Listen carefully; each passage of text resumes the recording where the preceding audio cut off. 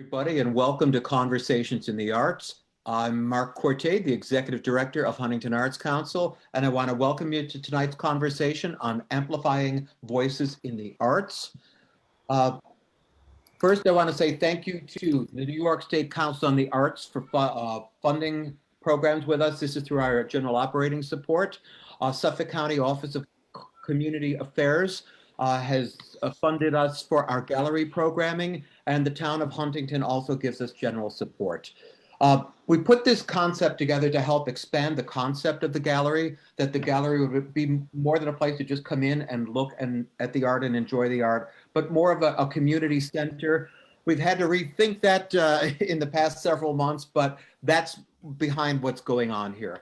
I hope some of you can stop in and see our gallery. The current show is a two-person show. It's called Of Mind and Body, with work by Christophe Lima and Kristen Memely. It's fantastic. It's open through this Saturday.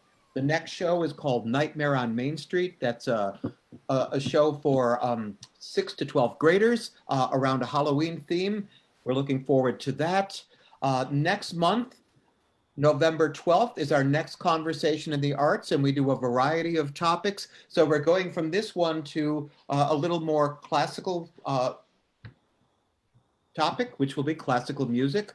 Our panelists will be Lauren Ausubel from Oyster Bay Music Festival, Linda Richardson from Evoco Voice Collective, and David Stewart Wiley of the Orchestra Long Island. I will be moderating that.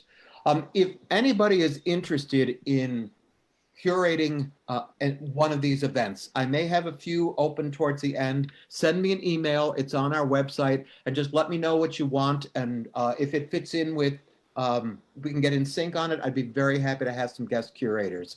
And speaking of which, tonight we have a guest curator. I began speaking with Jose Tutiven several months ago. I mean, I don't even remember, and we've gone through many iterations, and very happy to have him I don't need to talk. He has to talk. I'm very happy you put this together. Why don't I just let you introduce the panelists, and then we can get on with tonight's conversation. I did forget one very important thing. Times are hard. If anyone can make a donation to us, there's a donate now button there. We would greatly appreciate it. Nothing's too small. Nothing's too large either, but we would appreciate it. Take it away, Jose. Thank you, Mark, for the introduction. Well, first of all, once again, thank you, Huntington Arts Council, for allowing me to put this panel together today. I'm here, my name's Jose Tutiven. I'm the founder of Colored Colors. If you guys aren't aware of what Colored Colors is, it's an organization that I founded about 3 years ago now. My goal and my mission is to connect creatives from all over Long Island, which now has expanded to the New York City area, as well as the tri-state area in general. We pretty much connect the creative and the local community through events, that we put together for everybody. This is not limited to any type of medium. We work with artists, artisans, musicians, poets, other curators as well. We've had culinary arts involved and all of the above within the creative field. And at this point, within the 3 years, we've been able to service over 300 artists and over 25 events throughout that time. So I want to say thank you to everybody who has supported Colored Colors throughout, these last couple of years. We've definitely grown a good community to have here on Long Island and throughout just New York. I'm very proud of it, and I'm very happy to, continue to lead the ship. So today's topic was through a conversation that we had this summer, as a lot has been going on, as we all know. And it's very important for us to amplify our voices during this time, especially coming from different backgrounds and, different kinds of lanes. That's what I really wanted to create here with this panel, was to bring people together, which I'm going to briefly let them introduce themselves in a second. But we have all different types of lanes in the creative world here today. So, we're here to have an open discussion, just to talk of how everything around us and what we need to amplify our voices in this current day of age, and the changes that need to be made within what we see in the art community. So I'm gonna hand it over to our first panelist, JB, and then we'll go from there. Appreciate it. My name is James Barreiro. Most people just call me JB for short. I'm a creative consultant, a curator, a producer. I've worked in small events. I have a background in collegiate events. I really cut my teeth in campus activities, found a passion for arts and dove headfirst into that and realized that building relationships with young artists and up and coming artists was a pathway to break into a scene, like into a gallery spaces and be a person that can get people who look like me into those spaces. I started curating shows, worked with some galleries across Long Island, started working with artists and produced several events. Something that I've done, some notable things. I've been able to work with the New York Times for a Latino Heritage event. I've spoken at Google for a Latino film festival. And I've been able to work in some galleries like Ripe Art Gallery on Long Island in the past couple of years. So I appreciate the opportunity to speak with you guys today and I look forward to it. All right, thank you, James. And next up is Jeanette Berry. Hi, everybody. My name is Jeanette Berry, also JB, but we'll leave you to be JB tonight, James. I am a singer-songwriter, poet, and I guess prose writer as well. I have begun my own publication on Medium called Constellation Noir, which is a space for Black artists to write about Black art, specifically Black music, Black theater, and Black literature. I have a full-length album, 2 EPs, and a new single out. I sing R&B, jazz, soul, and you can find me everywhere at JeanetteBerry.com. And I also teach, so I'm an educator as well. So that's me. Thank you, Jeanette. And now I have Dillon Brown. Good night, everyone. Thank you so much for the opportunity. Thank you so much, Jose. My name is Dillon Brown. I am a spoken word artist from Long Island, New York, Brentwood, New York. And I got my start back in high school. It's over 10 years later. And founded the company D. Brown Poetry. And I do poetry workshops in schools, Henry Piscardi, Brentwood High School, Harriet Eisman in Long Beach, to name a couple of the schools that we performed at. So we do poetry workshops and poetry performances. And I look forward to learning and as well as, presenting something as well with regards to my poetry and everything that I do from a spoken word aspect. Thank you so much. And lastly, but not least, Joseph Santarpia. Thanks, Jose. Appreciate being on the panel. A lot of great people here and just starting to meet a couple of you. So Jeanette and Dillon, great to meet you. So again, my name's Joe Santarpia. I'm a multimedia artist, mostly painter and an educator. I've been taking my art career seriously for the last maybe 5 years. I've shown in Los Angeles, Spain, Long Island City. And my work comes from physical experience, trying to share the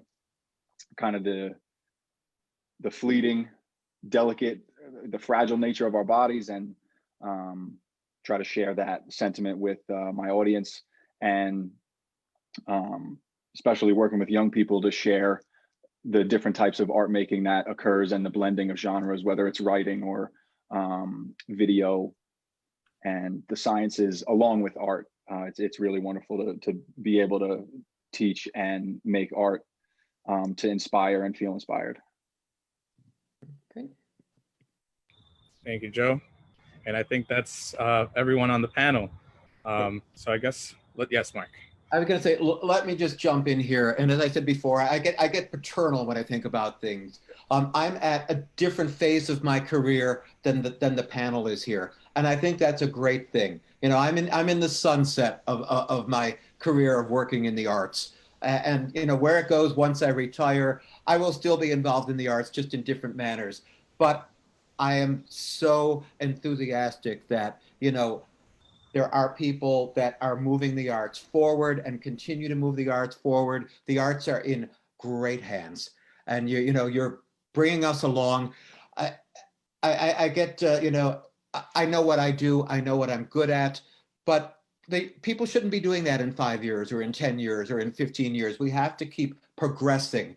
And I'm just really heartened by what I hear from all of you. And like, I've done my job. You guys are just so poised and so ready and already part of what I like to call the cultural landscape of Long Island, because it's a great landscape on Long Island, and kudos to all of you. Thank you. Thank you, Mark. All right. So I guess we're going to get started, not to delay this anymore.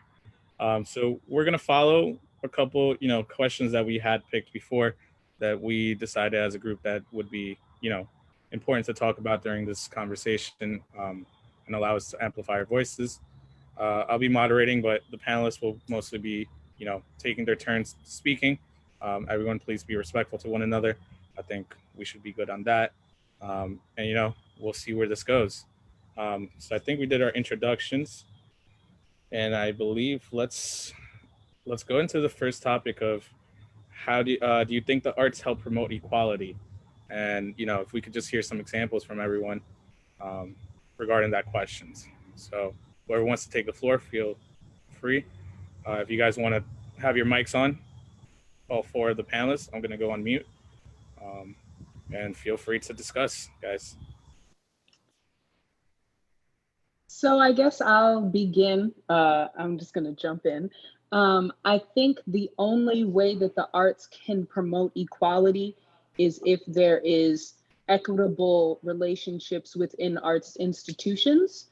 So that begins, if we're talking about Long Island, in our institutions on Long Island, making sure that the representation of those on boards, those in decision-making places are diverse enough to have ears and eyes everywhere, to understand their blind spots, and to be able to be comfortable with uncomfortable conversations of things that we may not know, and how the art can service those conversations. Art is a vehicle for equity and equality, as long as we make sure that we don't try to devalue or put down anybody else's art because we may not understand it. We may not have studied it. It might not be one of the high arts, but it's really important that we remember those things, and we also have the equity at the table as well. And also the equity across tables, so that we are in conversation with other community members and other community organizations, so that we all can have conversations regarding the art. And that's the only way that there can be equity in art, especially on Long Island and especially in smaller communities for me. Yeah, the first thing I was going to bring up was echoing yours, Jeanette, about institutions. I'm coming from more of an academic space. I went to Stony Brook for a Master of Fine Arts, and I saw behind the curtain of, like a fine art program, even though super small program, great nevertheless. One of the things I was going to say was about what I've noticed, just like sitting in on certain classes with like professors that I admire. One thing that I've noticed is the way that information gets shared best. It seemed, from just observing and listening, was the young people, the kids in the class, asking. Like there's a desire for it. So it's just about like answering the call and like providing and producing. So I've tried to take on that role as an educator. I mostly taught drawing classes, and then I'm just trying to pull in everything I can to show like an array of people and backgrounds, types of art, histories. So definitely I was gonna, the institution is one place where the stakes are high for what art is capable of. Great point. Is one place where the stakes are high for what art is capable of.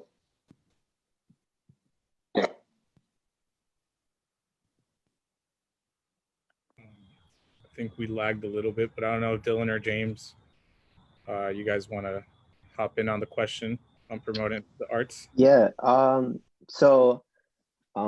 definitely echo a lot of the sentiments that were said. In my particular journey of discovering art and having access and like equitable access to it, I think the biggest hurdle has been the perception. So I was lucky enough to work at Suffolk County Community College through the work study program at the information desk. And that was like the moment where I realized like I really enjoyed art, because right behind me was the art gallery on campus and no one ever went in there. And I would have to like tell people like, there's some really cool stuff in here, like come take a look. And then that interest in art, because I was born in Queens and raised in the city, I would always go back and I realized like there was art fairs out there that I would go to. And we're talking about like 2012, 10, 11, those years, I would go into Chelsea and just stroll into galleries. And I always share these stories because that's just my personality. Like I'll go up to anyone and just start a conversation. And I would go a lot of the times and I'd find out that like on Thursdays there would be openings. And sometimes I would like get there a little early and just sneak into like a private opening that you have to be on an RSVP list. And I would make conversation with artists and I just have this access to them. And that perception of like, oh, you're not supposed to be here. And I can't lie. Like there would be times where I felt like, am I out of place? But just my genuine interest in that is like something that persevered or prevailed and allowed me to have that access. And I say all that to say that a lot of times people through social media would be like, how do you hear about this? How do I get there? And I'm like, you literally just walk and go in. Like you just go to the gallery and walk in. Or whenever I would host, or have openings, people would text me and say, what do I wear? Like, is there an entrance fee? And I'm like, you can come exactly as you are. You can wear whatever you want to wear. You should feel comfortable in those spaces. And I think that perception of not having access to it is the most difficult thing. And I think that's something that people have to get over. And it's just about showing up. But that is also met with the institutions being receptive to it, where there have been fairs or highbrow galleries, dare I say, that would look at me like, okay, well, you're not, what do you really want from this? And I'm just like, I just want to appreciate the art as much as the next person. So it's the perception of that access and that equity to it, for sure. Forgive me if my response is short and straight to the point. But when I think of it, the question asks, does art promote equality, right? And so I broke that down a little bit and I reworded it in my head. Does art promote relationships? And if you were to ask the question, does art promote relationships? The answer is absolutely. And when we use those icebreaker, art as an icebreaker, we foster certain relationships and we get to know people on levels we would have not known had it not been for them displaying their talent, putting their talent on display. Dillon, I know that you just spoke. We're just not seeing your face. We would love to. Oh. There we go. Give us a little narration. So yeah, I think, to touch on everybody's, I think we're all on the same page where, it starts with the institutions as well, backing the accessibility for all of us. And, and I do want to say that HAC has done that for a lot of artists out here, especially with Songwriter Night. We can always circle back to Diego Garcia's show, solo exhibition there. And, that art does help promote equality and diversity in general. As you can see, we're all here and we're all from different backgrounds, all different lanes. So I guess we're going to go to the next topic of saying, if there's any examples that everybody has for using your voice to promote diversity in the arts. So since we're on the, equality, and now we're going to go into the diversity part of it. So if anybody has good examples to share today, on how your voice has promoted that. I performed at the Brentwood High School. Can you hear me? Can you see me? Sorry, not the Brentwood High School, the Brentwood Library. And I was expecting the audience, it wasn't what I was expecting. Brentwood, I'm thinking it's going to be, you know, very diverse, younger crowd, and that all of that depends on the promoter and how it was promoted. So it was promoted to an elder audience, so, you know, senior citizen, and I'm like, the pieces that I prepared, I still have to do them, right? Because I prepared different types of pieces, and so I had to go ahead and do the pieces that I prepared. And after the set, they were asking me questions. I spoke about my experience coming from Trinidad, coming from a different country. Spoke about my early experiences in high school, dealing with all the good and the bad, right? The violence and all the opportunities that I was exposed to. But I would say, had it not been, and again, I feel like I'm piggybacking off of the same thing, but had it not been for me just, you know, letting myself be free and let it flow and express myself, they would not be able to ask me certain questions and get to know me on another level and understand me from a different perspective. I agree with that. I think it's important that in any of these spaces that artists find themselves in, that we do feel safe. As a woman musician, going to jam sessions in the city is sometimes nerve-wracking and uncomfortable because of the sexism and harassment that happens around women in jazz, women in music, and being at these sessions, because it's such a male-dominated space, you have to make sure that there's a safety net, or just not even a safety net, but an understanding that people can be safe and express themselves as authentically as possible. Going off of Dillon's point, if you're not authentic in your art, it's going to be really hard to get any bigger message across. So being able to feel safe in certain spaces is really important for that.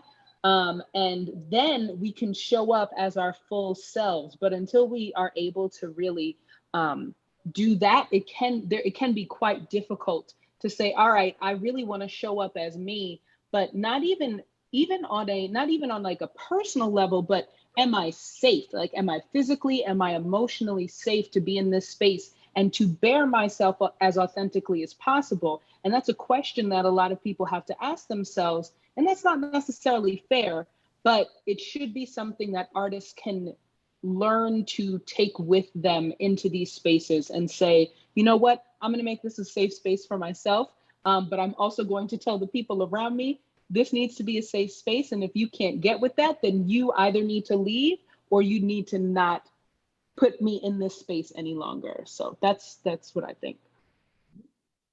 Yeah, jumping off the producing spaces point, I think, you know, the way I got connected or met Jose, and I mean, I met JB at like the top of the year, maybe end of last year, probably.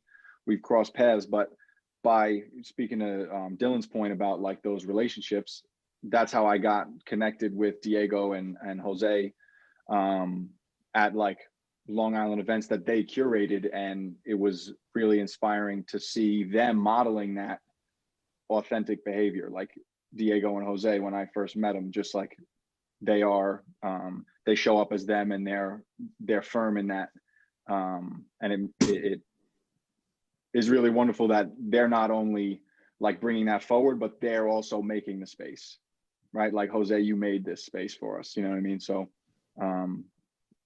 like, I take a lot of inspiration from you and Diego for that passion, and JB too, from what I've seen from you. So thanks for that. Before Jose go on, am I able to bear myself as authentically as possible? I love that point, Jeanette. Mm-hmm. Yeah. And I'm gonna actually write it down. I'm gonna write that down because I don't want to forget that. no, and you guys speak about that energy, and like, as the only person in this panel that doesn't necessarily have like a tangible product in which they create, but as a curator, I try to create that space. the passion that I have for going into spaces like that. Like I've had experiences where I've been able to like make a beeline straight to the artist and be like, your work spoke to me, and they will make the time of day to speak to me because they see that passion in my eyes. And it's just like kind of like how Joe said, where it's just like, no, you really care. And like, oh, I see that you really care. And I obviously really care about my work. And then you have those great, amazing conversations.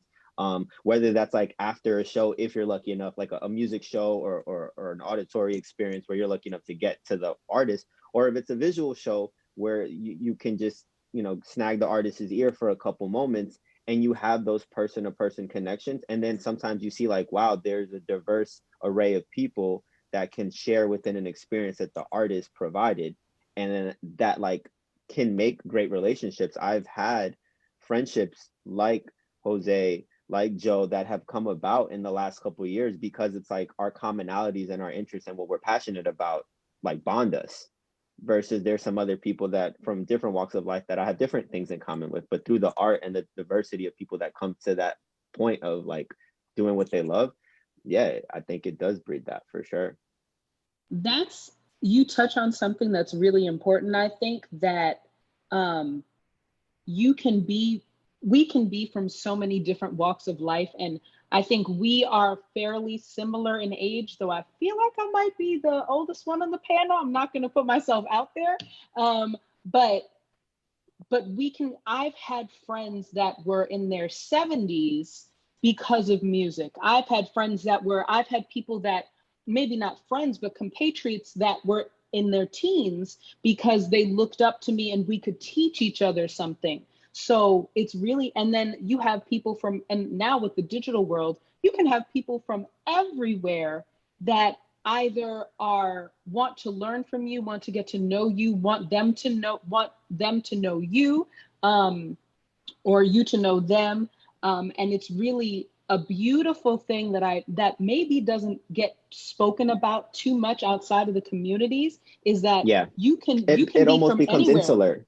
It does, yeah. And community is amazing, but that community can be this beautiful blossom of something that we might not have seen earlier, because it's like, oh yeah, you're a painter, I'm a painter. Oh, you're a singer, I'm a singer. Nah, like let's have conversations with novelists and dancers, and sometimes we get stuck in our little worlds, but it's so important to then be able to be as authentic as we want to be, to say, all right, I'm going to open myself up to these other people that are doing something that touches me, but is completely different. And that's another way of making this space more diverse and authentic and safe and equitable for all of us. Yeah, and that's why it's important for institutions to like chase after that, right? You don't want the same type of people who like the same type of things to feel like that's where the only place they could go. You want a mix of people, you know what I mean? Being a younger person in the room more often than not, it's just like, okay, so why are you here? And it's like, oh wow, you get it. You want, and then you have great conversations with people, and it's just like the age or the cultural differences really take a back seat, and what the commonalities what drives the conversation, and then you can create some really good bonds because they're based on something authentic. And it's nice to see diverse people talk about this, so that there might be somebody that's not confident enough in themselves and in the space they want to be in, because they see, oh, I can't go to the Guggenheim. Like everybody at the Guggenheim looks like this. I can't, present my work at Lincoln Center because everybody looks like that. But it's now like, oh no, you see these, 20, 30-year-old people from all walks of life going into these spaces and presenting themselves and be like, no, I belong here too. Like, and that's what it's about.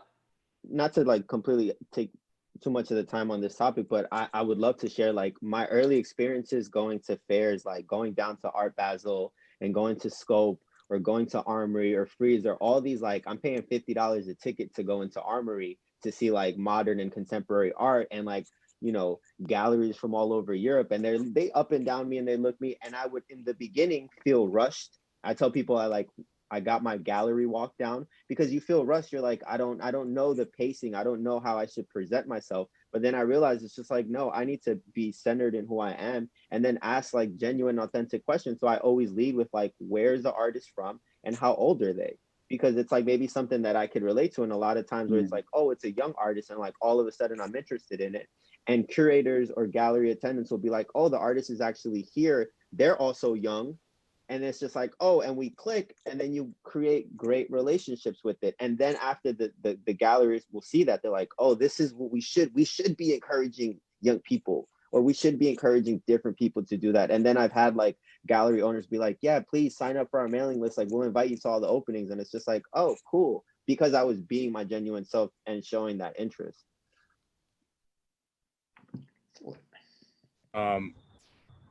Yeah, I think, the Guggenheim was a good point. If we're going to share a little bit of stories, I guess I'll share the one me and JB actually, he invited me to the Guggenheim, and we went in there and we actually enjoyed restaurant week in there. Just two young Latinos enjoying some fine art and some, some five Michelin star food. So I do agree with everyone. I think it's more of a just getting out of our comfort zones as well. And a lot, also pushing our own people, as in not of color, but people of our own age or people younger than us, into these spaces that are available to us. As a founder of Color Colors, like what we really do, we try to break that down, right? We try to make it so accessible to everyone. And that's why we try to do cool, hip things and work with like breweries and, small businesses throughout Long Island that might, we've done a show at a farm out east. It was a horse rescue farm, Spirit's Promise, which I love them. Marissa, she's great. But, it's just bringing the space and just making it accessible for everyone. And, not to keep dragging on the topic, but I guess this goes well with, let's go into the question, which was the artistic genres, and which ones are more viable to promote, diversity and inclusivity. I know, Jeanette, that we went over this the other day, so if you want to start that off, I think that would be great. I kind of, this question took me aback for a moment, because when it was presented, it was like, oh, music is a great way to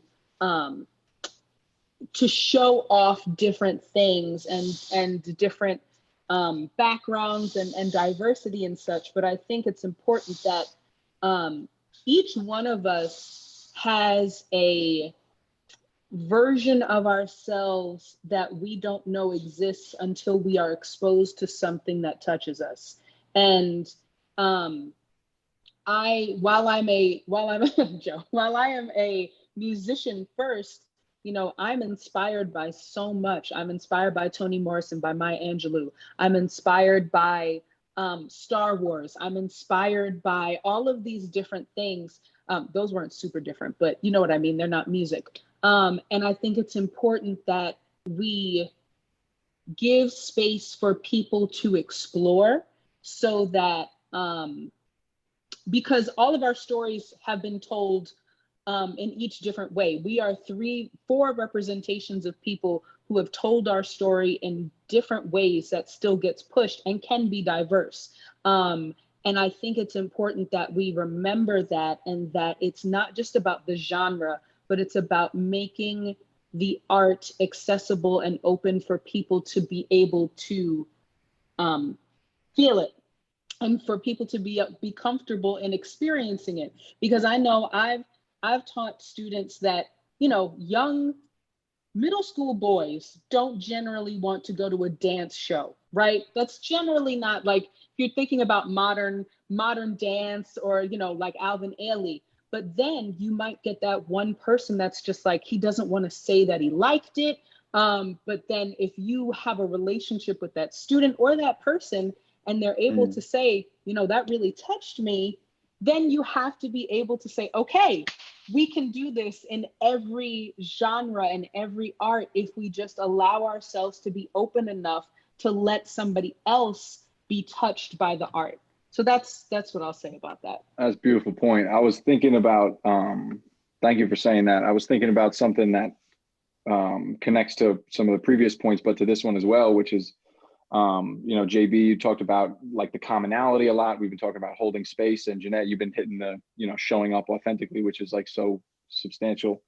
I was thinking about like how when it's right, when that art space or that community or that event or that installation is right, usually it's like centered on empathy, which invites that authentic viewer. And it kind of, it's like all the anecdotes we're sharing are like JB showing up to these fairs, like high energy, being passionate who he is, and that gets like reciprocated. And the point with the students, like I'm actually teaching middle school art right now. That's why I just moved out of Long Island like a month ago. And it's like, it's amazing what can happen when you like flip the switch on somebody by like introducing it to them in a way that they didn't think was right or didn't think was like normal, like that dance show example. So if you allow people to explore and come about it or center it around that being empathetic, it usually, like, that's when it's right. I don't know if Dillon or JB, you guys want to hop in on this question? Sure. Yeah, you hit the nail on the head, Joe. Like that empathy, and like, again, coming from that curator perspective, it's storytelling. And I was at a gallery earlier today with Jose. We were visiting our good friend at Muñeca Art House, and we touched upon that exact topic. Like, once you know an artist's story, that becomes a whole nother thing. And that applies in any genre. Like, and poetry was something that came to mind because a lot of times, like, a really good poet will hit you right in the feels, and you just feel like they're speaking directly to you. Or you go to an art show and I've had this experience, you go through the whole show and then you get at the end of the door and then you read the artist statement and you realize, wow, oh, and then you go back to the show and you go, oh, now I get that piece. And the example I used with Jose earlier is like, one of the most famous American artists is Jackson Pollock. It's splattering on the wall. Like, let's not kid ourselves about it. But when you learn his story and you learn everything he went through and you learn the hardships and the trials and tribulations that he poured into that process and how he broke through and stayed true to his course, then all of a sudden it becomes a whole nother experience and you feel that. And I think that in any genre, if it's presented right through a curator, through a moderator, through a host, through whatever medium or tool or vehicle that it's living in, that's when it can really resonate with the audience, with the receiver, the audience. I would say absolutely, because with pertaining to the arts, we all feed off of each other, musicians, poets, drummers, what have you, painters. We feed off of each other. I literally, I don't know if I'm on main screen, if I'm correct where I'm supposed to be. So I saw a picture the other day on Instagram about 2 days ago, and it was a guy. It had some nudity in it, but the person the subject in the photo had the words painted, "Vote," right? And that just took me away, and I went straight into a poem from that picture.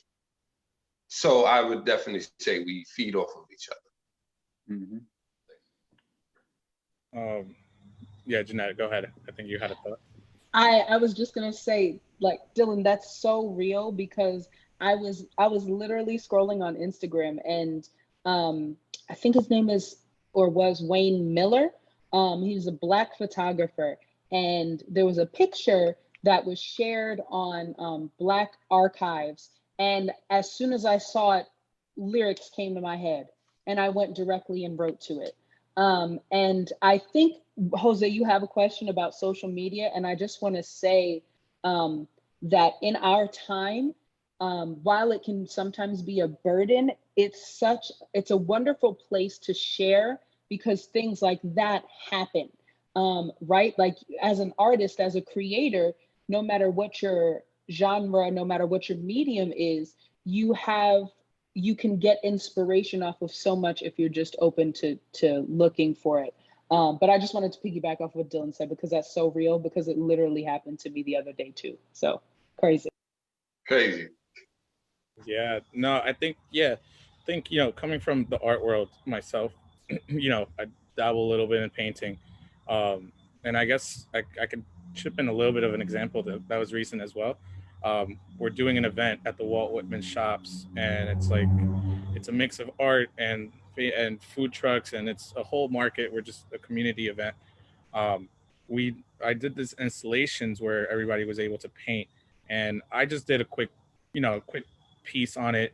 And a lot of my art, I just try to put, I put a direct message. I just like to just speak to my audience straightforward.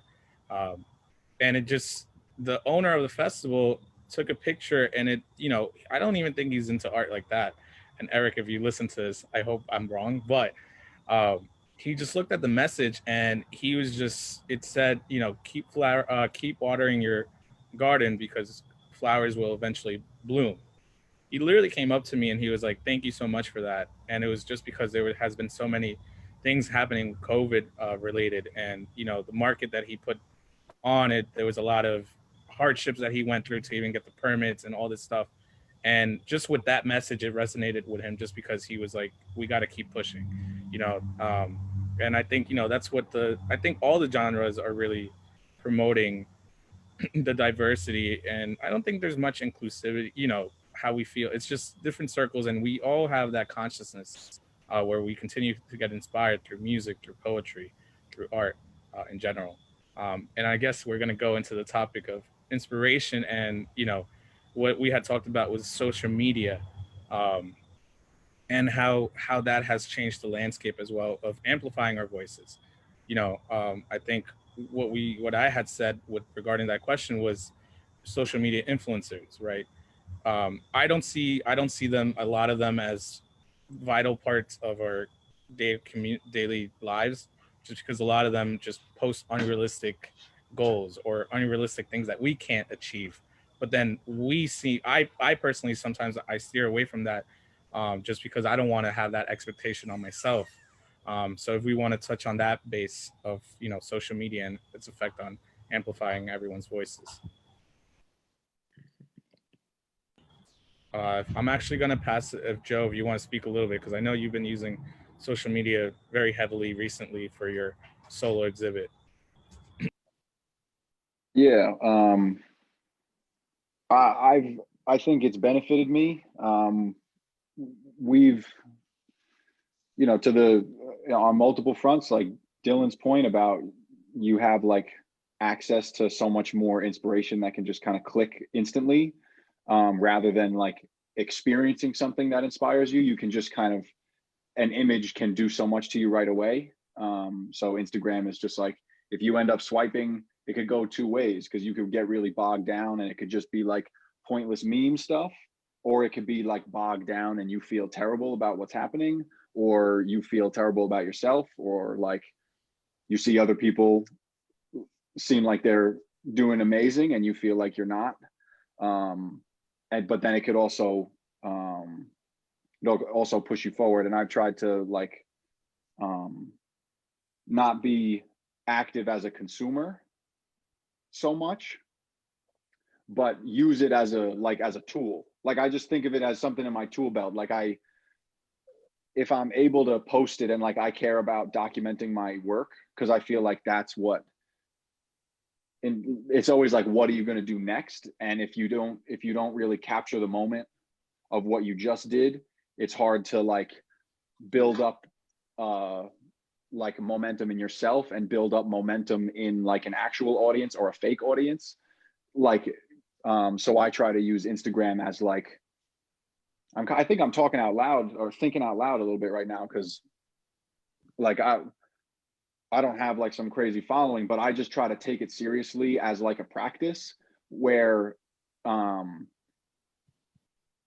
never want to like keep like not have my hand in something. So it acts as like a push for me in a way. It's like I feel proud of the work I've done, and I feel hungry to continue doing it. And like Instagram has helped feed that. So that's what I'll say about like how I've managed social media with my practice. James, go ahead. My take on social media is, I don't know, like I definitely felt like a lot like of what you were saying, Joe, but I think, yeah, you gotta own it. You can't let it own you. And at the end of the day, I really do feel like it's smoke and mirrors, especially on like that influencer tip. Um, and because a lot of the times you don't even like, now you know who views your social media, but even still, there are people who come across your stuff and you might not even know it, right? Like your name is in rooms that your body's not in yet through social media. Um, and that's if you stay authentic, like to double down on a lot of the points we've been talking about. If you're just doing it for the gram, most people will realize that, right? And it's not going to come across off as real and genuine and authentic. But if you're genuinely like doing it regardless of your followers, and because I do work in the creative content and the creative strategy world, and I've had worked with ad agencies and stuff like that, I saw the trend from influencers to micro influencers and like impressions to like engagement. So it's just like, cool, you could have 1 million followers and get paid $100,000 for an ad, but if only like 10% of your million followers even click on it versus someone who has like 10,000 followers and 75% of their followers like click on it, engage with it. It's that smoke and mirrors thing. It's just like, just because we got that influencer who has like 1 million followers, it doesn't really mean it's reaching 1 million people, because their audience knows that with how they're coming across or what they're projecting to it. And not getting bogged down in that. And from like my own, go ahead. My bad, JB. Go ahead. Sorry. No, from like my own experience of just like going out and like being known for, it's weird that why I say it's smoke and mirrors. Like there was a phase where I was literally at every art show at Chelsea. I was there at every opening, meeting artists, so on and so forth. And people would be in my Instagram DMs like, hey, how's your gallery going? I'm like, when did I ever say I owned a gallery? And it just, people had this perception of stuff. And I'm just like, that's not the case at all. Or like, people swore I was an artist. I'm like, by no means, I've never posted my art. Whenever I post other people's art, I make sure I tag them specifically. So it's just like doubling down on the authenticity and what you need to get from it, and like centering yourself, I think, as a creative of like, what is it really serving for you? If I could just jump in here, we got a comment. Sure. And I was reading the comment and you almost said the exact same thing at the exact same time. Christoph Lima just posted, influencers post the fantasy. And JB, you almost said the exact same thing in different words. You used the word influencers, which I think is a big part of that. So I just thought I'd throw that in. It's one of the For sure, for sure. It's interesting because it feels like, as a musician, and this is the same for art, but I'll speak from the music standpoint. It feels like the promoter has left, right? The job of promoter is gone. Venues don't hire promoters.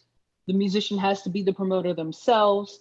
And as we're talking, it feels almost like the influencer is now the promoter, and they are very specific promoters, right? So they're not creating anything necessarily, nor do they have a large stake in what happens afterwards. They are here to promote a product or to promote an experience and get people to see it, and that's it. And what can happen, my master's degree was in something called transmedia storytelling. And what that is the creation of a big story world, then bringing it and branching it out. So for instance, like Pirates of the Caribbean or Harry Potter, something like that has a big movie world. Then you have cartoons. Marvel is a great example. And something that social media, Instagram, and the internet can do, and we speak about a lot, is democratize art. But we still have the influence of the larger institutions. So it's not necessarily democratized, because Beyonce can still drop an album without any promotion because she's Beyonce. So there are levels to this, but if we understand that our influence and that what's the word? Not influence, but also our experience and what we are inspired by comes from the things that we gravitate towards. It's important that we curate our own experiences on these platforms. And I think, Joe, you said it, like, you are not a consumer. You know, instead of consuming, create. I have taken that up. I don't want to necessarily consume everything. I'm curating my experience so that I see the things that I want to see and then put out what I want to put out.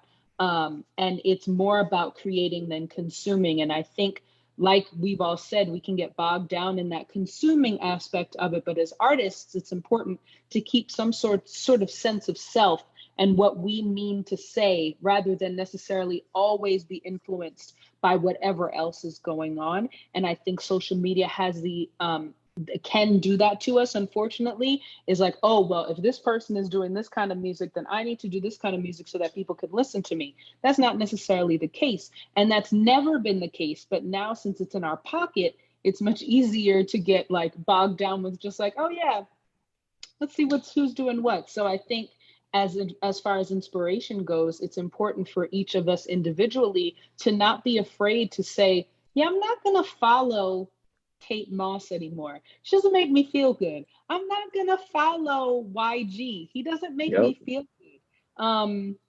And focus on the things that bring us inspiration. Sometimes things that we don't like can bring us inspiration, of course, but I think as for the artist, it's really important that we curate our experience as well as curate how we also influence other people on the platforms. Yes, absolutely, the curation part. And can social media amplify our voices? It definitely can, right? But at what cost? Like, so what is the long-term effects on social media? And can we be our organic selves with our craft, not being too heavily engaged in social media? You know, these are just all questions. And I'm not sure if we all have the answer right now, but posing them and pondering on them is a start. Joe said something important to go off that. It's a tool, right? It's another tool in our toolbox. It's not necessarily the first, it's not the last, it's not the biggest, it's not the best, but it's a tool. And just like everything else, I was gonna, you kind of touched on it, JB, with saying like the influencer, it kind of, I forget the phrase, but I was thinking of the phrase like, whether it's like the institution or the snobby gallery at the art fair, or like, whatever, the money and the clout can like muddy the water with whether it's Instagram or whatever the platform or event is. But again, if it's used, if there's like the soul in it, I feel like influencing is kind of soulless work. Whereas if you're using it like a tool, it's just helping you move forward, which is all about what you're after. Yeah, for sure. You're absolutely right. And like what you said, Dillon, too, like you, as creatives, as artists, you have to ponder these questions and like find where your middle ground and your center, where it's just like you're balancing, you can express and be your authentic self. But then like, you guys are saying like, it's your tool. And I think that is, not to get too like, in the weeds here, but that's just the capitalist system getting into that. Like you can look at it at any social media platform, whether it started with Facebook, where you can have real conversations before there was groups, before the groups, like when the groups were actually just like comment threads, or Twitter or Instagram, before there was metrics, before the chronological order was removed, before promoted ads, before stories. So a lot of the times, like it was easier as artists to create that organic content and authentic content that could live and could be received. But then, you have your little tool you've been sharpening, and then here comes a big bad capitalistic machine that has more resources and can make a bigger, louder, sharper tool. And now all of a sudden, you're caught in a tailspin because these bigger entities are flying past you. It's like you should double down and stay centered on what you've really been doing.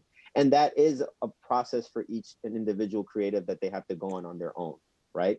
Obviously, it helps when you have institutions or mentors or other allies or lateral individuals that can help guide you and you can take note from them. But it is a journey on its own. And then at the end of the day, it's just like, I personally never forget that this is just a screen, like at the end of the day. And it is difficult in a COVID world, in a post-COVID world, that the human element of this stuff is really important. And like, you're ultimately doing that for that human element, even if it is through a screen. And it sounds like I'm being contradictory. It's just like, you're creating a moment for someone and they just happen to be getting it through a screen, or that moment that you're creating through a screen is going to be eventually a product that's going to come to them in the mail. It's something that they're going to listen to when they turn the phone off, whatever, what have you. So I think it all goes back to the same word. It's the authenticity, right? Of what we're posting and what we're sharing. And we just had this conversation, James, too, was, you know, with the whole initiative that, you know, that Color Colors put together for the, you know, for Black authors through, you know, through a local business promoting their books, their poetry books. But, you know, how, you know, and I expressed my discomfort for, like, you know, a lot of things that we do at Color Colors are brand new, and it's been a uphill battle. For us, because we're so fairly new, and all these ideas are just things that I can't even put into words a lot of times. That's why we document a lot of our work through video recaps and all this. But I guess how far do we really have to go with the social media to get where we want to be, or does it even matter? You know, to how authentic we want our work to show at this point, right? Do the views really count? And, you know, it sucks because what you said is right. Another entity can come around and they have more money and they could just take this idea, just like we've seen with a lot of artists. And now that, I guess we could get a little bit into that topic, like Ivan Orama, you know, the whole Nike fiasco that we've seen. You know, we personally know Ivan, but the social media also harmed the authenticity and what we actually shared, just because we're afraid of these bigger entities taking ideas from us. I don't know if we want to talk a little bit about that, because I think that is important, because, you know, I think that is something that might interfere in us amplifying or just putting our stuff out there, you know? I think intellectual property needs to be focused on much more than it has been. It's really important that we as artists, institutions, we find a way to back these artists to make sure that their intellectual property is kept sacred. In a capitalistic society, like James said, nothing is sacred. And so it's really important that we stick together as artists and institutions, in any institution, educational, front-facing, museum, such, that we focus on how to protect our intellectual property. And that can be very harmful. I have a friend that went through it with a very big time artist, musical artist. And so it's really important that we find a way to say, you know, it can be a big institution. Hey, we're going to support, whether that means money into copywriting, something to protect our intellectual property. And that also means protecting it up on the Hill with laws, you know, focusing on the protection of our intellectual property, because without that, especially in a social media world, our stuff can be stolen so quickly. And, you know, things have been stolen all throughout time, but think about like from the beginning of time. But think about the Supreme logo. Think about, there's so many things. You don't even have to list, but it's important that we focus on having conversations about the importance of protecting intellectual property. Yeah, no, you're absolutely right. And it's just like, unfortunately, that has always been the case in like capitalistic and just in general, right? And there's also the harsh reality of like, there has to be that sacrificial lamb that has to get caught out, where you're just like, oh, we learned from that, right? And then the onus is on us to like come together as creatives and be like, well, we have to draw a line and let that be the precedent that's set, and then use our rights to push that. And there are some really cool forward-thinking attorneys who want to push for intellectual property rights, but that I try to look at it in the holistic view, where it's just like this is still in its infancy. It is moving very rapidly, and when it's like when you look down, obviously the floor is flying past you, but when you look out to the horizon, it's just like the real long-standing work. That's what we should really be focused about, and the issues that work, like, you know, whether it's music, whether it's poetry, whether it's graphic design, anything like that, for sure. And you're right, where it's like these same institutions that a lot of times want to like welcome us with open arms are not transparent what like they're really looking to get. Everyone's focused on the bottom line, you know? So it's like, okay, if that's what you want and we want to be super transactional, let's be transactional. Do you have my back?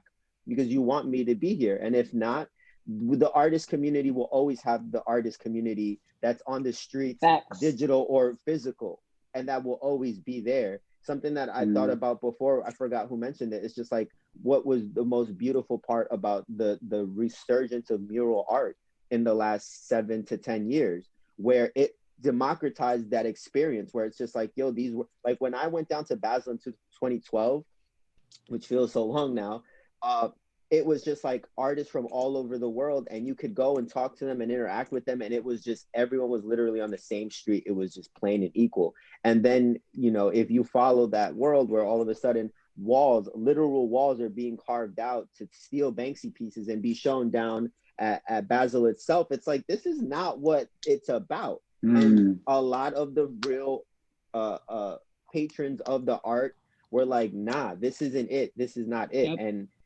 you know, it is what it is.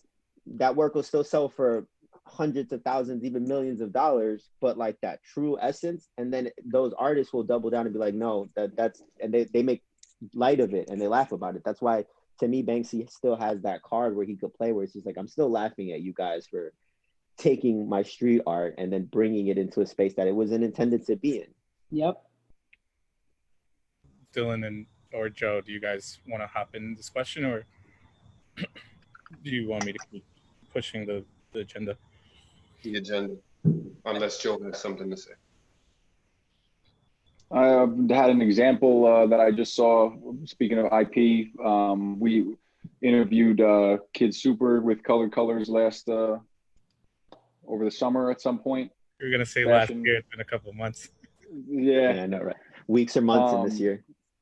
And he did this like stop motion animation virtual Paris Fashion Week show like over the summer, at the end of the summer, and he just started posting about how Jeremy Scott like totally bit his thing for his brand, like totally is doing a stop motion dolls wearing the clothes. Wow. So it's crazy, just like you said. But the real no, the bigger money is they just but like I feel like, and I have to tell this to a lot of younger artists, it's like, yo, don't get lost at the real no. Like I came up in the hype beast era where it's just like, nah, you can tell when someone's authentic and someone's not. You know what I mean? You can tell when someone is doing it just because they think that's what it's needed. And that echoes up the ladder to institutions where they're just like, oh, we're going to bring in this cool artist because that's what everyone else is doing. It's like, no, it's not going to last. You know what I mean? That authenticity will prevail, and it does just have to be mirrored by all parties. It is sucky and it does affect people's livelihoods for sure. But like I said, if you're looking at like the long-term view, like we just got to be resilient. And it has happened. It happened in hip hop. It happened in all other forms. You know what I mean? It's just, it's a slow burn. So let's touch on, sorry, not to cut anyone off, but I guess this is a good segue into the next question. Does cancel culture make it harder for different voices to exist or help moderate artistic expression? Since we're talking about longevity and all this, you know, all this other craziness with, you know, intellectual property, but now let's talk about what cancel culture has done this year. And just because we do want to, you know, get to this question and one more, we do have 23 minutes left. So if anyone wants to talk, you know, on that base of what cancel culture has done to artists and, you know, the way that everybody's expressing, do we think that has taken away from people, you know, now quiet, you know, being quiet for who they are just because of things that might have happened in the past? Well, what it has done, it went from the physical and then you went to a virtual space. So the new norm is doing everything virtual.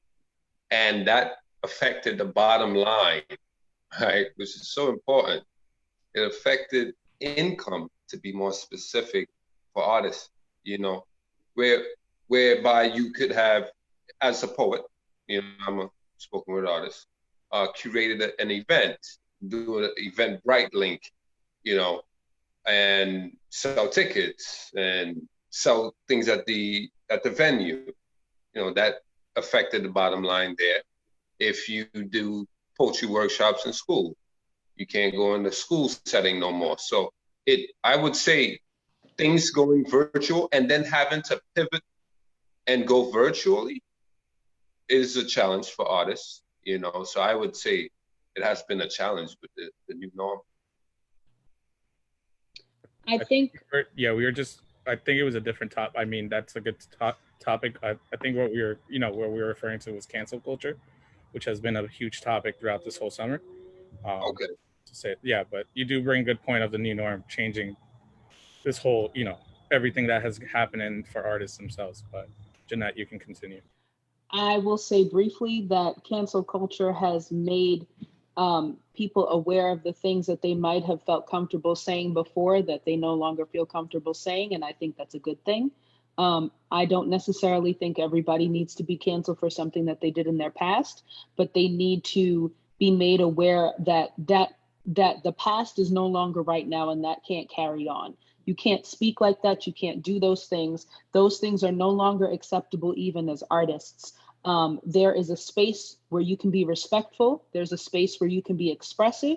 And then there's a space where you can be offensive and doing it for some other reason than being authentic. And if that's authentically you, then you need to be canceled, because you need to do some soul searching and see why it is that you're saying the things that people are telling you should not be said. And doing the things that people are telling you should not be done. So I think cancel culture is important. It's hard, and I think that it's hard for people to separate the art from the artist. Sometimes there has to be a personal choice. If I go to the club and I hear Chris Brown, I don't dance. If I go to the club and hear R. Kelly, I don't dance. Facts. If I go to the club, you know what I mean? Like, that's just my personal choice. I'm not buying any more of their albums. I'm not streaming them. If I don't agree with it, I don't agree with it. And I think everybody has the right to not agree with something, because if you're being your authentic self and somebody doesn't agree with it, great. That's actually fantastic.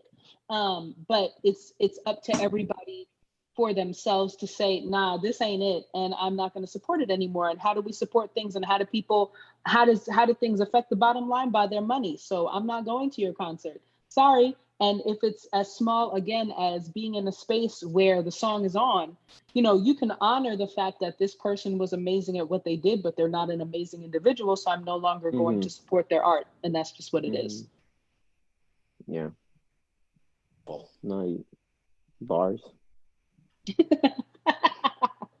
and also, like, the cancel culture thing is tricky, because I feel like it's just it serves a good purpose, and it obviously has a detrimental side to it, because it's just like, hey, I have a criticism of you. Sometimes those are very real criticisms, and then it's just like, hey, I also have that criticism, and then other people say, I'm not going to speak because I don't have that criticism. So the only voices you hear are the critical voices. That's and now true. It just sounds like a lot of people are yelling at you and condemning you, and sometimes they are, right?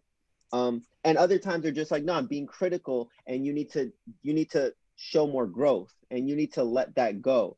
And then a lot of the times the other people who are left in the room not saying anything are just like, oh, I guess this is how we have to move. It's like, nah, you can disagree. You could like Chris Brown, like you brought that up, or R. Kelly, like I 100% feel the same way. Like I don't bang with them. Like it's just not like you could like let other people live when they enjoy them, but it's just like on that regard, like cool. And yeah, they're talented, or they have talent, and they produce things in this world. Like yo, we all sang some R. Kelly at our graduation at one point in our lives. My first solo in middle school, yo. Like, you feel me? Like we all sang some R. Kelly at a graduation at some point in our lives.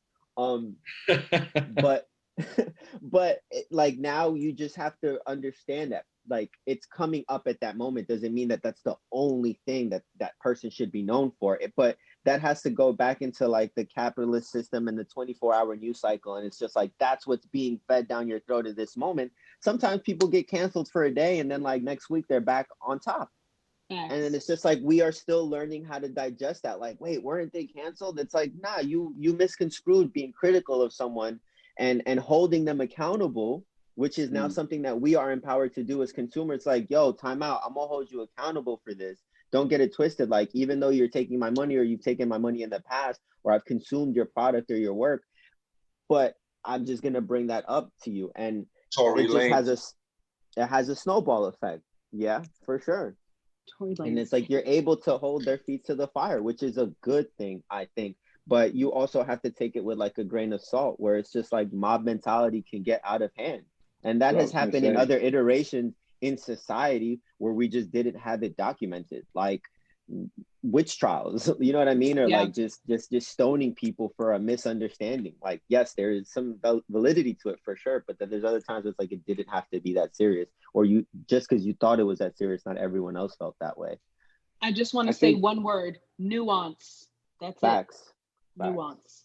I'm just going to jump in here. I was curious. I wanted to ask that question because it's there's just certain things I don't understand, and I see things snowballing. Certainly, people that do reprehensible things or are reprehensible people have made some great art. And I like how you put it, Jeanette. I just won't get up and dance to that song. You know, that's what it. And I'm going back to like you know the cancel culture.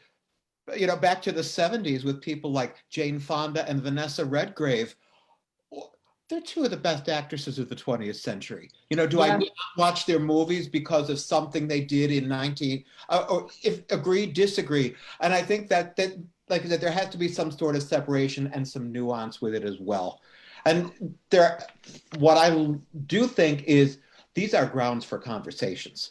If something's happened that, you know, is this movie racist? Well, when it wasn't considered. If they were making it nowadays, they wouldn't do it like that. Let's talk about that.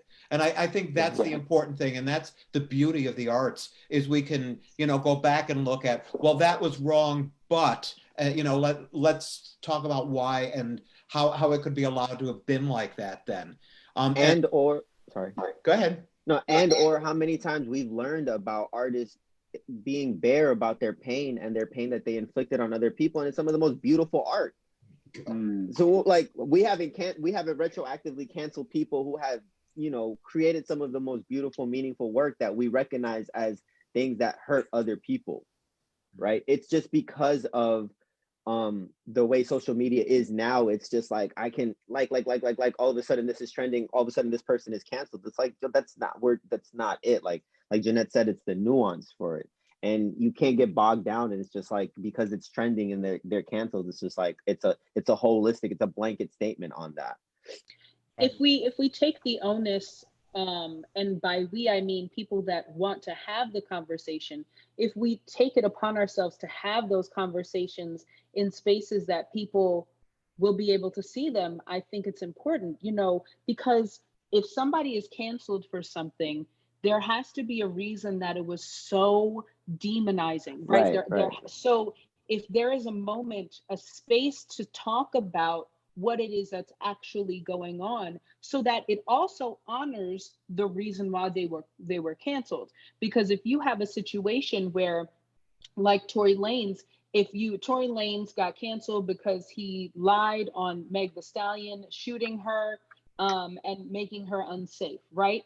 And so if you are going to just cancel rather than having that conversation of, well, why did Meg feel this way? Why did Tory feel like, and some people will say, no, we don't even need to have that conversation. Right. And and that's okay. If you don't want to be a part of that conversation, that's fine. But what we also need to talk about is gun violence. We need to talk about male-female relationships. We need to talk about those things that the canceling comes upon.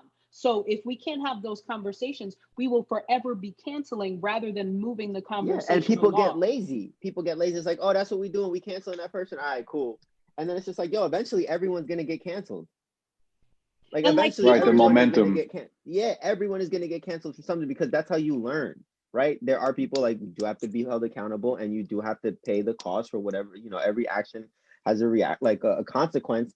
But like you have to be involved in that, and that's what social media lets you be lazy. It's just like, I like that, so I agree with this canceled. It's like, sorry, not to cut anyone off. We just have a question, and let's take 2 minutes so we can get to the last question before our time's up. Christoph Lima asks, what do you guys think about cancel culture on dead artists? So you want to take 2 quick minutes to answer that? I was going to mention that because Miles Davis and James Brown were some of the worst women beaten people that you could know, and yet they made some of the best art in the entire world. So it's I think, again, cancel culture needs to be more of a personal choice than I mean, that's hard to say. We can recognize somebody's demons and we can say they're reprehensible and they can serve justice. But I think the point of it is they need to serve justice, right? R. Kelly needs to serve some justice for the things that he did. Like that, there needs to be justice had. So doing it on dead people, I think, is more of a personal choice. And if we as a society conclude that we don't want to amplify their art because of what they did, then that's our choice. But we have to ask the question: are we ready to do that? I'm going to throw in, going back, the first name that came to me was Ike Turner. Maybe not somebody I want to sit down and have dinner with, but that was an amazing musician. But and then if you look at Tina Turner, sort of turned all of that negativity into some of the greatest art, positive, force, and really just reinvented herself, and probably much bigger than Ike ever was. And there's, that's what I mean. There's a lot of, where do you draw the line? And there are personal choices, and I can listen to something and not condone what somebody did. And we can't be mad at people who make that choice. Like, if you still want to listen to that and go enjoy it, like, I that's you. I don't live in your head. You know what I mean? Like, I can't be mad and like go crazy about it, for sure. But now, would I give them the Nobel Prize? Probably not. Right, probably not. Right, probably not. Authenticity and growth are now the topics in here. So now let's get back to the last question. We're running out of time. I think this has been great. I think we could literally go on for hours at this point. We're all on the same wavelength. But what is the vision? What is the utopian society that we all see in being able to amplify our voices? What are the, and we talked about this amongst ourselves just to be ready for this question, because I do think this could go on forever. But it's what do we think that we need in order to amplify and be to the level that we want to be, not just for ourselves, but for our peers and the people that we stand for and everybody behind us. Whoever wants to start, go ahead. I'm going to make this quick. I'm going to try to. Institutions, give us the resources to build our own tables. Do not tear us down when our tables are built, and respect the table that we sit at, because we have always had to try to have a space at another person's table. So a utopian world for me is non-capitalistic, but I won't get into that because that's a longer conversation. So in this moment, if you want our voices to be amplified, then you need to give us the resources, tell us where those resources are to make our own table, to then amplify our voices, and then be in concert with us when we want to exchange ideas and respect and honor our table. That's what I'll say. That was a lot to chew. That was heavy. And I thought those were some very key and important points you just made. I would say that I'm going to pass it right along. I'm going to let somebody take it away because I have a lot going on in my head. Don't lose that though, because I want to hear what you have to say. Joe, who were you pointing to? Solange. Jeanette was talking about tables. I didn't see. Okay, I didn't see the image. I didn't glance quickly enough. Okay. Joe, do you have anything to say on this question? It's a matter of access. Yeah, from like tiny examples to the biggest examples, it comes down to access. Like I was able to make bigger paintings because I had access and resources and support to get bigger materials, and I had space and time. So space, time, freedom, those are always things I say. I have like a gratitude practice I try to do. And I'm always like, I think about giving thanks for having space, time, and freedom to create in whatever, like those like three elements are always like it's hard to produce or like be in a space to make art when you don't have access to those three things. That's what I found. So I would say if everyone could have that, we'd be able to actually, like that, the phrase cream rises to the top, it's like,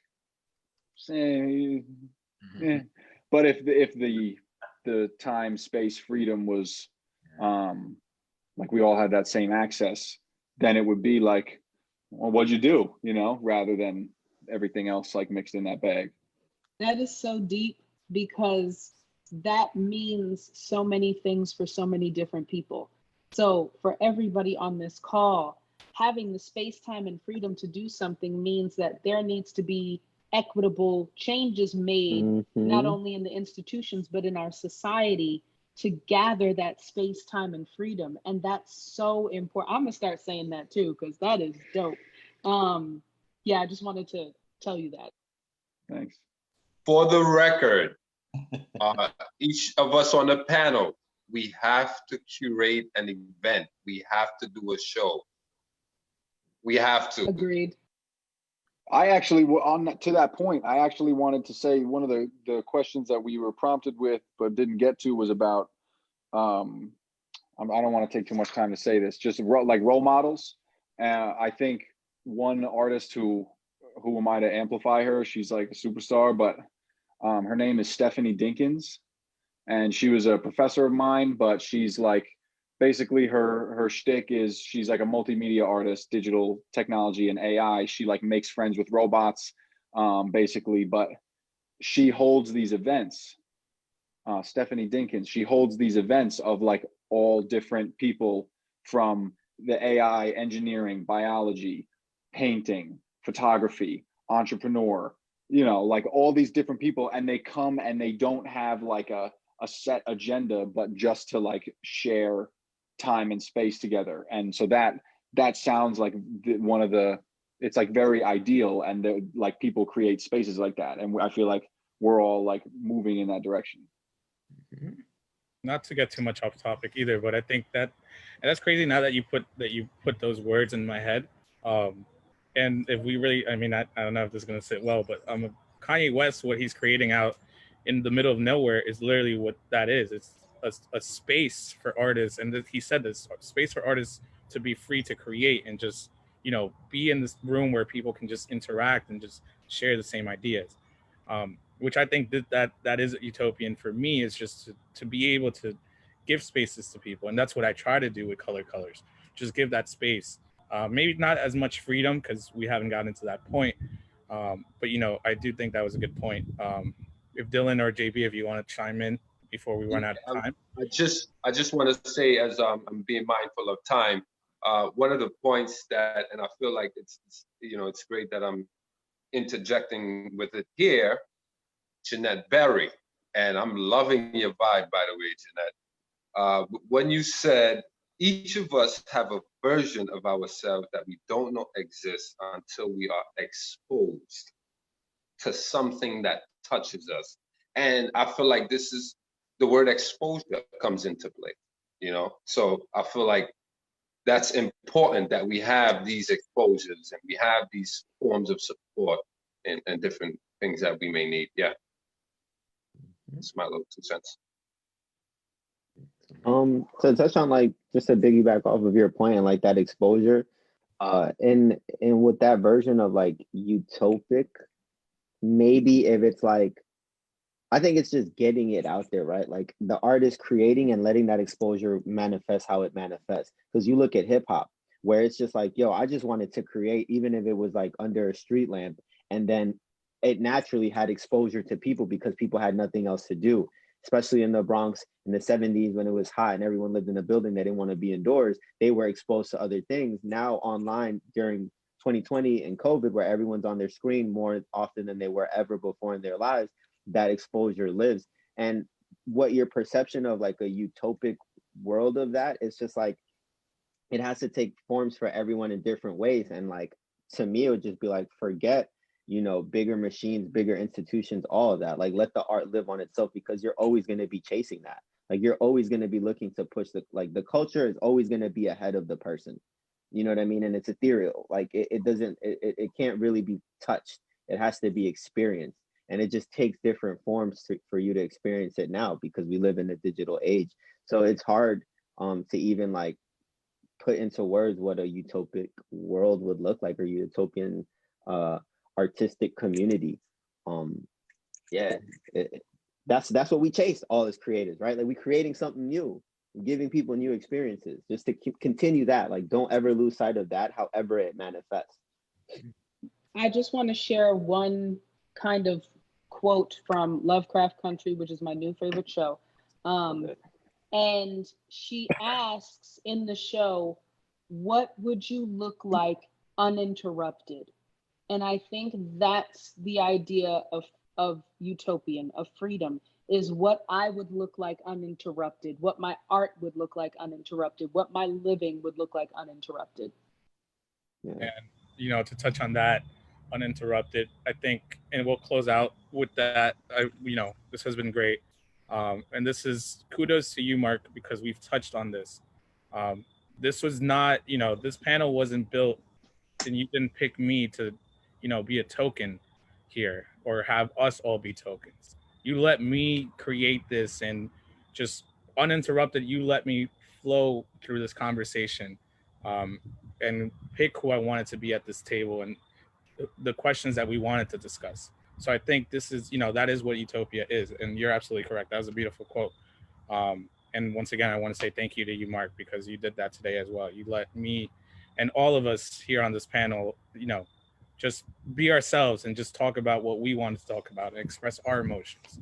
Well, you know, and, you know, you are just awesome artists and you're awesome human beings. I have enjoyed this so much. You know, to wrap it up, you know, one of my biggest dilemmas is, you know, I run an arts council, and we cannot be all things to all people, as much as I would love to be. But my table is open. Right now, I got crumbs on it. You know, these are very hard time for the arts. But I do know, if you want to talk about curating something, I do have a building and I do have some PR.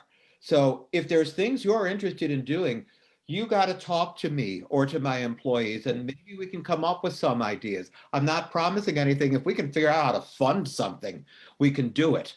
You know, and also I see I'm not the only arts council on Long Island. Liz Merarkey from Baca was just on this. So there are arts councils, and we are connecting more and more with each other now. We're very interested in doing a lot of things that maybe 5 years ago we wouldn't even thought of doing. We are desperate to get Diego's heart singing right now somewhere. bring it to me. And let's try to make some great things happen. That's the whole point of this. And, you know, the talent just here, the vision is mind-boggling. I want to say thank you to Liz too. Sorry to cut you off. You know, she gave me the opportunity in Color Colors to put in a drive-in event in the middle of Amityville for musicians. So, you know, like I said, it's progressing, and I'm very happy to be in the middle of all of this. You know, how everybody's moving on Long Island now with the arts. Yeah, shouts to people like Liz and Mark for amplifying our voices. Yeah, I wanted to shout out Liz because she gave, once Absolutely. again, opened her door to me and my community as well. So shout out to you, Liz. You are all welcomed at the Huntington Arts Council anytime. And, you know, it just, unfortunately, you know, economic reality is kind of our worst enemy right now, and it's going to get worse. We're heading for some very scoundrel times, but we also are very creative people, and we can make a lot of very creative things happen. And Absolutely. I think we all need each other very much right now. So I just can't thank you enough for doing this. I respect you all. I've had the best conversation, and yeah, I would be happy to go for 3 more hours, but I do have to work tomorrow. To worry about tomorrow's problems, but that's tomorrow. Thank you so much, Joe, JB, Jeanette Berry, also JB, Dillon, Jose for putting this together. We will continue to be in touch with each other and we will make things happen because that's what we do.